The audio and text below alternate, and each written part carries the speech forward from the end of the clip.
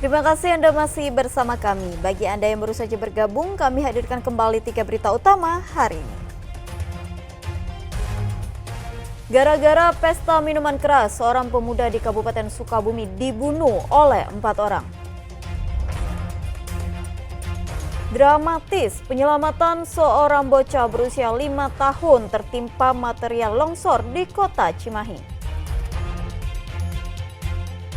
Lucu dan menggemaskan, puluhan bayi usia 6 hingga 12 bulan mengikuti lomba bayi merangkak di kota Tasikmalaya.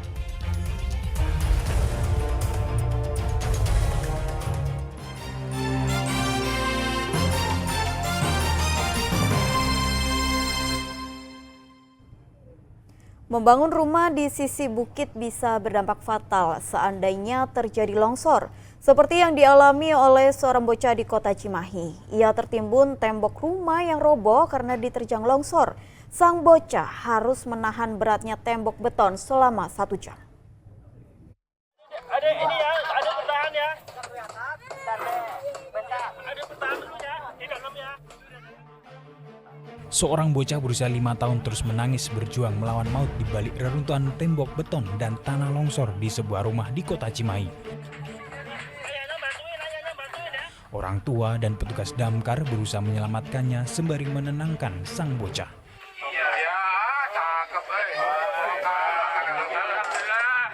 Setelah 1 jam proses evakuasi, bocah malang itu akhirnya bisa diselamatkan. Ia langsung dibawa ke rumah sakit karena terluka di bagian kepala. Anak saya tidur di kamar belakang dan tiba-tiba terdengar suara batu jatuh. Batu jatuh, saya keluar rumah, saya lihat apakah di tempat lain jatuhnya dan ternyata itu menimpa ke rumah saya sendiri. Dan saat itu kondisi anak saya tidur di belakang, kondisi ruang belakang sudah hancur, Pak. Sudah hancur. Dan anak saya sudah jadi korban untuk saat ini. Selain sang bocah, ada 2 orang lainnya yang mengalami luka ringan karena tertimpa material longsor. Longsor dari bukit setinggi 30 meter terjadi secara tiba-tiba pada Senin lalu, menimpa 2 rumah di bawahnya. Hujan berapa hari yang lalu ya, tapi di sini kan tidak ada hujan nih. Tadi malam, ini ujung-ujung tadi pagi bruk, ya mungkin hujan menyimpan air di bawah. Sudah berapa hari baru terdorong, mungkin seperti itu. Tapi terpengaruh konstruksi TPT yang tegak lurus juga berarti ya? Nah, kelihatannya itu seperti itu karena bangunan TPT-nya yang tegak lurus. Rupanya sudah kali ketiga longsor terjadi di wilayah ini. Selain karena diguyur hujan, penyebab tebing longsor diduga karena kesalahan konstruksi pembangunan perumahan baru di atas bukit oleh pengembang. Ini adalah kejadian yang ketiga kali. Untuk yang kedua, waktu itu dari pihak pembangun dari PT Mandalika dengan korban yang dibawa di Bukit Cibogo Living itu sudah ada kesepakatan terkait dengan keamanan kedepannya untuk pembangunan. Ada 2 rumah yang rusak tertimpa longsor kini dikosongkan, sedangkan 6 orang penghuni rumah terpaksa mengungsi ke tempat lain. Muhammad Abbas melaporkan dari kota Cimahi. Diduga akibat hubungan pendek arus listrik, sebuah puskesmas di Pantura Subang terbakar Senin sore.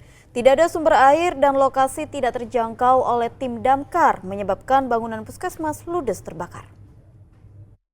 Ciasem, samping aula kecamatan. Kobaran api melumat bangunan Puskesmas Ciasem di Kabupaten Subang Senin sore. Api terlihat berkobar di bagian belakang bangunan Puskesmas. Warga bersama staf Puskesmas berupaya memadamkan api dengan peralatan seadanya. Namun karena tidak ada sumber air, api akhirnya menghanguskan seluruh bangunan Puskesmas. Bangunan yang terbakar merupakan ruang imunisasi dan penyimpanan vaksin yang terpisah dari bangunan utama. Tim damkar baru tiba di lokasi setelah api padam. Namun petugas tetap melakukan pendinginan agar api benar-benar padam dan tidak sampai merembet ke bangunan lain. Dugaan sementara api bersumber dari hubungan pendek arus listrik di bagian mesin pendingin penyimpanan vaksin. Ruangan itu ada ruangan admin dan ruangan imunisasi. Jadi ruangan mengisi vaksin-vaksin. Vaksin-vaksin yang dari Kemenkes. Jadi itu terbakar itu kulkasnya dan juga vaksinnya. Jadi belum diketahui penyebabnya, Pak. Nah, penyebabnya saya sampai detik ini saya belum tahu penyebabnya. Makanya saya meminta pihak Polsek supaya mendatangkan Inapis dari Subang. Kasus kebakaran ini masih diselidiki kepolisian sektor Ciasem. Kerugian ditaksir mencapai ratusan juta rupiah. Jenal Arifin melaporkan dari Subang. Pesta minuman keras di Kabupaten Sukabumi berujung pembunuhan. Seorang pemuda dibunuh 4 pelaku usai menenggak minuman keras secara bersama-sama. Dan 2 di antara pelaku merupakan ibu dan anak. Dampak minum minuman keras berlebih membawa 4 pelaku ke jeruji penjara Kepolisian Resor Sukabumi. Mereka ditangkap karena membunuh seorang pemuda bernama Diki Jaya berusia 21 tahun di Kecamatan Cisolok, Kabupaten Sukabumi beberapa hari lalu. Kasus pembunuhan terbongkar atas kecurigaan polisi terhadap kondisi mayat korban yang ditemukan dalam pasar di Kecamatan Cisolok. Pada tubuh korban ditemukan luka tusuk senjata tajam. Berdasarkan keterangan sejumlah saksi, polisi akhirnya menangkap 4 pelaku. Pelaku utama bernama Nopal, berusia 19 tahun. Pelaku menusuk korban dengan senjata tajam hingga tewas. Pelaku lain, Maulana dan Juanda, berperan membantu mengangkat tubuh korban. Sedangkan perempuan bernama Erni, berusia 49 tahun, berperan menyuruh memindahkan jasad korban. Ironisnya, Nopal dan Erni berstatus sebagai ibu dan anak. Dari hasil pemeriksaan terhadap para tersangka, pembunuhan dipicu salah paham karena pengaruh minuman keras. Sebelum pembunuhan terjadi, para pelaku dan korban menenggak miras bersama-sama. Jasad korban sempat dikubur di pasir, namun kemudian dibuang di jurang sedalam 5 meter di pinggir jalan Sukabumi, Banten. Pahamnya ini sebenarnya mengenai apa sebenarnya, Pak? Salah Sampai pahamnya membuat terjadi pembunuhan. apa masih kita dalami. Yang jelas salah paham karena minuman keras itu menjadi orang hilang akal sehatnya sehingga menyelesaikan permasalahan dengan jalan pintas tanpa berpikir apa yang dilakukan itu adalah melanggar hukum dan berdampak serius, yaitu hilangnya nyawa seseorang.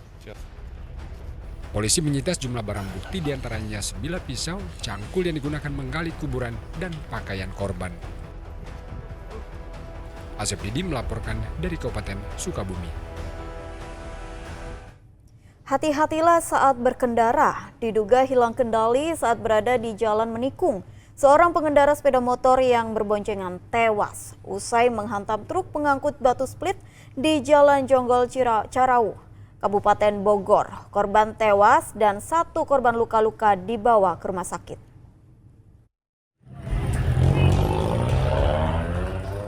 Seorang pria dan wanita tergeletak tak berdaya mengeluarkan darah usai menabrak truk pengangkut batu split di Jalan Raya Jonggol Cariu, Kecamatan Jonggol, Kabupaten Bogor, Senin siang.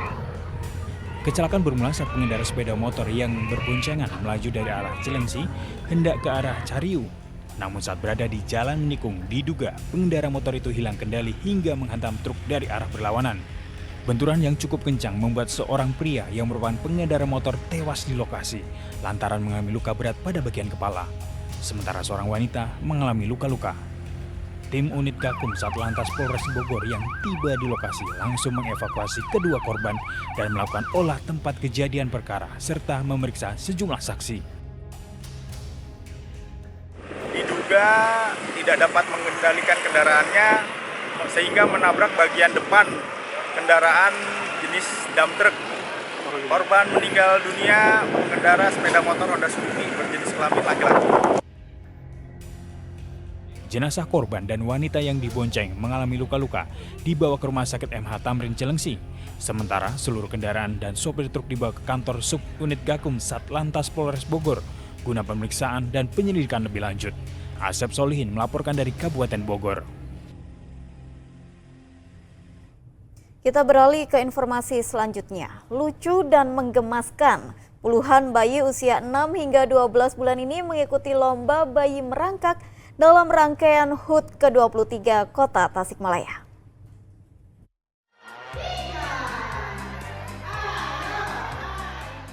Satu, 2, dan 3.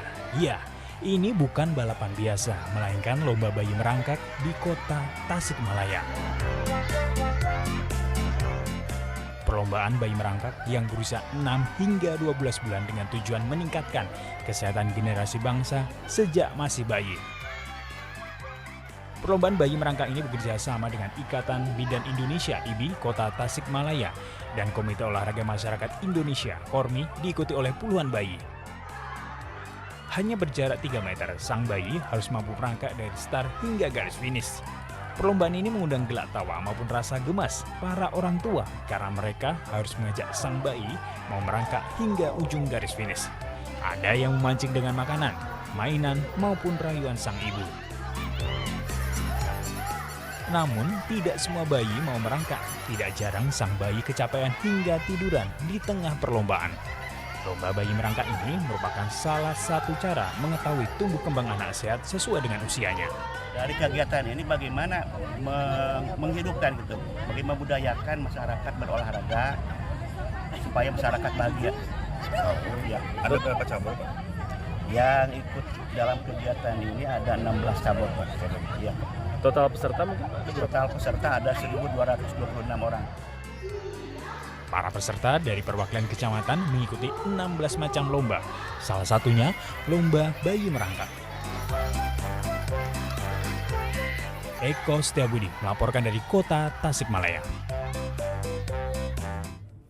Informasi tadi mengakhiri jumpa kita hari ini. Atas nama rekan yang bertugas, saya Tabita Putri mengucapkan terima kasih atas kebersamaan Anda. Selamat beraktivitas dan sampai jumpa.